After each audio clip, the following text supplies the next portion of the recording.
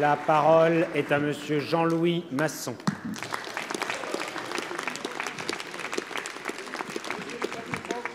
Merci, Monsieur le Président. Ma question s'adresse à Monsieur le ministre d'État, ministre de l'Intérieur. Monsieur le ministre, je reviens, l'actualité le commande, sur l'attentat de Trèbes. Avec la plus grande solennité aussi, je veux rendre à mon tour un vibrant hommage à mon jeune frère d'armes, le lieutenant-colonel, bientôt colonel Arnaud Beltrame, qui, avec courage et abnégation, a offert sa vie pour en sauver une autre. J'exprime ma très vive émotion face à ce drame et présente ma compassion et ma condoléance très attristée à ses proches et plus largement à la gendarmerie nationale. J'ai également une pensée pour les 3 autres tués et les 15 blessés de ce nouvel épisode terroriste, aux familles qui sont dans la peine. Je ne doute pas un instant que tous ici partagent ces sentiments profonds.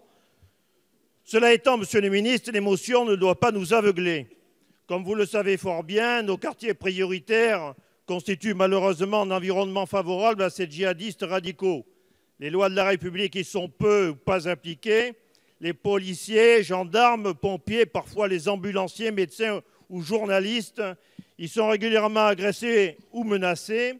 Ces quartiers périphériques sont la plupart du temps abandonnés à des organisations criminelles sur fond de trafic de drogue, d'armes ou d'autres, lesquelles dictent leurs propres lois, règlent leurs comptes et prennent en otage d'innombrables familles impuissantes et contraintes à l'omerta pour éviter les représailles.